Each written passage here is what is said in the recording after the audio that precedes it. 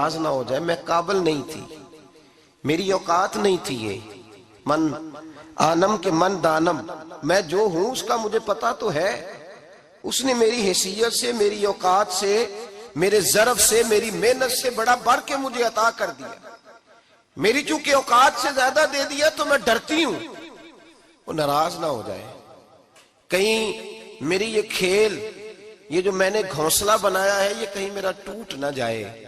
میرے بھائی، میرے رسول کریم سید عالم صلی اللہ علیہ وسلم کے امت کے اولیاء، صلحاء، صوفیاء، اتقیاء، صحابہ، اہل بیت، یہ لوگ جب روتے تھے تو یہ کوئی اس لیے نہیں روتے تھے کہ یہ آج دوپہر کو چینی میں ملاوٹ کر کے آئے ہیں تو اس لیے رو رہے ہیں رات کو، اس لیے نہیں روتے تھے کہ آج انہوں نے جو شکر بیچی ہے اس شکر کے اندر بورا ملایا ہوا تھا، اس لیے نہیں رو رہے کہ آج 10 15 20 لاکھ رشوت کا مال بینک میں جمع کر، اس لیے تھوڑی روتے تھے، یہ تو اس لیے روتے تھے کہ اللہ تو نے بڑا کچھ عطا کیا ہے، کہیں ہم سے ناراض نہ ہو جانا، یہ تو اس کی خشیت میں رو رہے تھے۔ حضرت داؤد طائی رحمت اللہ تعالی علیہ، حضرت امام جعفر صادق جو نبی پاک صلی اللہ علیہ وسلم کے نواسے، جناب داؤد طائی کی ملاقات ہوئی تو امام جعفر صادق حضور کے نواسے عرض کرنے لگے، داؤد طائی یار میری بخشش کی دعا کرنا، رب مجھے معاف کر دے۔ تو حضرت داؤد طائی رحمت اللہ علیہ فرمان لگے، امام صاحب آپ حضور کے نواسے ہیں، میں نے دعا کرنی ہے کہ آپ نے میرے لیے کرنی ہے؟ تو حضرت امام جعفر صادق رو پڑے، کہنے لگے یار تو نہیں کرنی ہے، اور اسی لیے تو تجھ سے دعا کرا رہا ہوں کہ کہیں ایسا نہ ہو نانا مصطفیٰ کی بارگاہ میں جاؤں تو وہ مجھے کہیں کہ میں کس طرح کا تھا تو کس طرح کا بن کے آیا ہے، یہی تو دعا کرانی ہے کہ میرے لیے دعا کر۔ جو جتنا بڑا ہوتا تھا نا اتنی زیادہ خشیت ہوتی، اور گناہگار کے تو اللہ تبارک و تعالیٰ بعضوں کا سزا دیتا ہے، آنسو سلب ہو جاتے، اس کو تو اپنے گناہوں پہ رونا ہی نہیں آتا، وہ تو روتا ہے بچہ نہ ہو تب روتا ہے، وہ تو روتا ہے پیسے نہ ہو تب روتا ہے، وہ تو اس وقت روتا ہے جب اس کا مال چلا جائے، اس کو تو بعضوں کا گناہگار کو تو بعضوں کا سزا ملتی، اللہ فرماتے تو دنیا کے لیے روئے گا، میرے لیے نہیں رو سکتا۔ اور جو رب کریم کے بندے ہوتے ہیں انہیں اللہ کہتا ہے تو دنیا سے بے نیاز ہے، تیری آنکھ سے آنسو جب بھی ٹپکے یا میرے لیے ٹپکنا چاہیے یا محمد مصطفیٰ کے لیے ٹپکنا چاہیے۔ آپ اگر اس بات کو تھوڑا سا غور کے ساتھ سمجھے تو تمام اولیاء صلحات کیا یہ رو رہے ہیں، تڑپ رہے ہیں، کیا اس کی وجہ تھی؟ نمازیں کم رہ گئی تھی، روزوں میں کمی تھی، فرائض ادا نہیں کرتے تھے کہ رویا کرتے تھے؟ کیوں روتے تھے؟ حضرت سیدنا عمر فاروق رضی اللہ تعالیٰ عنہ کے بارے میں صحابہ کہتے ہیں، جناب عمر فاروق جب نماز پڑھاتے اتنا رویا کرتے تھے کہ 7ویں صف تک ان کے رونے کی آواز جایا کرتی، 7ویں صف تک ان کے رونے کی آواز جاتی۔ ہم لوگ بن کے بیٹھ گئے ہیں، ہم لوگ بن کے بیٹھ گئے، ہم یہ سمجھتے نہیں کہ ہماری حیثیت کیا تھی اور رب کریم نے ہمیں نوازا کیا ہے۔ آپ پڑھیے کتابیں، میرے رسول پاک صلی اللہ علیہ وسلم فرماتے ہیں میرا عمر جس گلی سے گزرے شیطان رستہ بدل جاتا ہے، نبی پاک فرماتے ہیں میرا عمر جب تک دنیا میں رہے گا دوزخ کو تالا لگا رہے گا۔ اس صاحب اسد الغابہ نے لکھا ہے نبی پاک صلی اللہ علیہ وسلم نے حضرت جبریل امین کو بلایا، فرمایا چل میرے عمر کی شان بیان کر، تو حضرت جبریل امین علیہ السلام عرض کرنے لگے یا رسول اللہ صلی اللہ علیہ وسلم 950 سال اگر اللہ مجھے عمر دے، 950 سال رب عمر دے، اور پھر بھی میں عمر فاروق کے فضائل بیان کروں تو میں نہیں کر سکتا، عمر کی شان میں نہیں بیان کر سکتا، 950 سال بھی اگر میری عمر ہو۔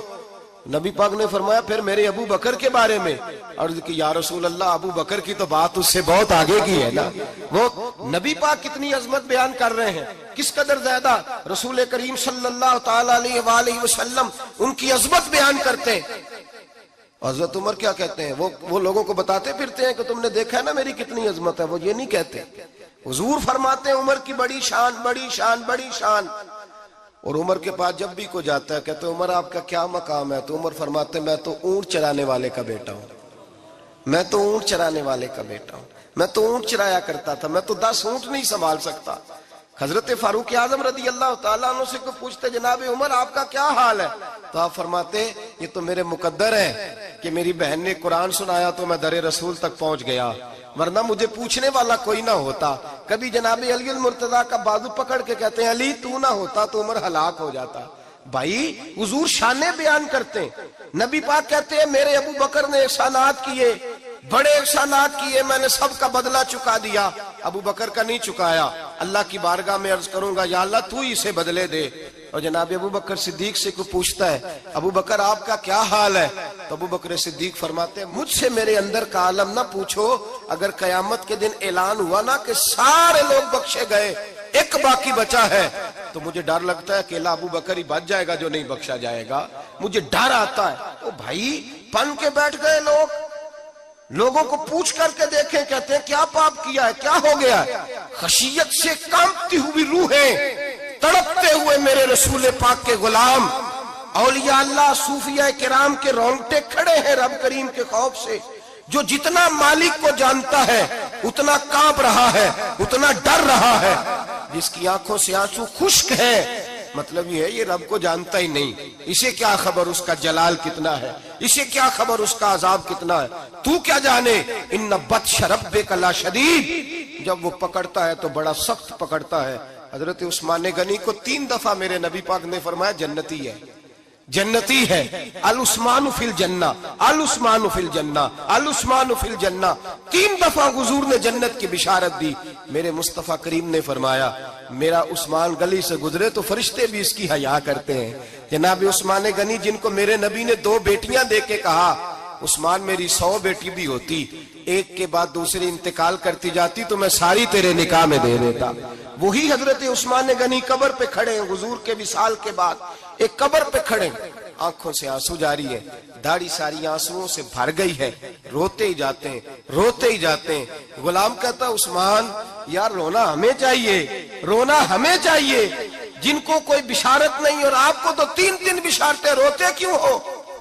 جناب عثمان غنی فرمانے لگے جس مصطفیٰ نے مجھے جنت کی بشارت دی اسی رسول نے فرمایا تھا قبر آخرت کی منزلوں میں سے پہلی منزل ہے, آخرت کی منزلوں میں سے پہلی منزل. سوچتا ہوں اگر رب کریم نے عثمان سے حساب پوچھ لیا, حساب کیسے دینا ہے میرے مصطفیٰ کریم نے. یہ تو بات ہے نا جناب عمر کی, یہ تو بات ہے حضرت عمر کی, حضرت ابو بکر کی, جناب عثمان غنی کی.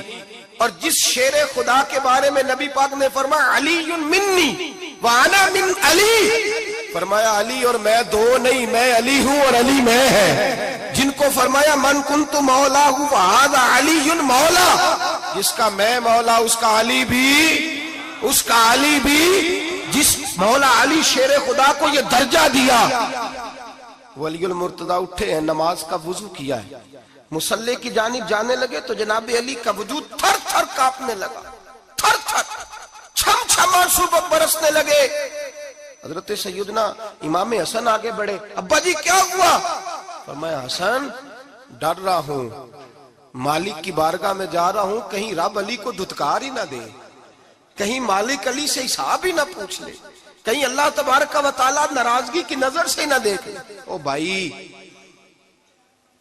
ہم لوگ اتنے دلیر, اتنے تگڑے, اتنے سیاہ, اتنے عقل مند, اتنے گناہوں کے پیچھے پہاڑ ہیں, لیکن مجال ہے کوئی ایک قطرہ وہ آنسو جو ہم نے سنبھال کے رکھے ہیں دنیا داری پہ بہانے کے لیے.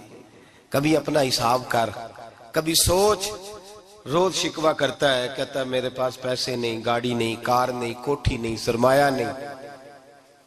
کبھی سوچ جو کچھ ہے اگر رب کریم میرے اور آپ کے اعمال دیکھے تو ہماری حیثیت ہے کہ وہ سارا کچھ ہمیں دیا جاتا, ہماری اوقات تھی کہ وہ ہمیں دیا جاتا جو اس نے دیا ہے. ٹٹول کے دیکھیں, عمر گزر گئی شکوے کرتے, ذرا پلٹ کے دیکھیں.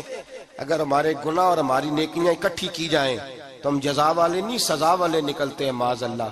محمود غزنوی بڑا پیار کرتے تھے ایاز کے ساتھ, بڑا پیار کرتے تھے, نوازا کرتے تھے. روز کوئی نہ کوئی تحفہ ملتا تھا ایاز کو. کچھ حسد کرنے والوں نے کہا محمود تو اسے تحفے دیتا ہے اور یہ جنگل میں اسلحہ اکٹھا کر رہا ہے, یہ تیرے خلاف علیحدہ سے فوج تیار کر رہا ہے, کچھ وقت آئے گا یہ تجھے چھوڑ کے علیحدہ سے بادشاہی کا دعویٰ کر دے گا. محمود غزنوی کہنے لگے یہ کس طرح کی بات, کہا تمہیں پتہ ہے کہ ایاز عصر سے لے کر عشاء تک کہاں رہتا ہے. محمود کہنے لگے یار واقعی میں نے کبھی پوچھا تو نہیں. شک کا بیج بو دیا, شک کا بیج بو دیا. محمود غزنوی کہنے لگے اچھا آج میں پیچھا کروں گا, تفتیش کروں گا, تحقیق کروں گا کہاں جاتا ہے. تحقیق کروں گا۔ محمود غزنوی نکلے پیچھا کرنے۔ عصر کے بعد ایاز نے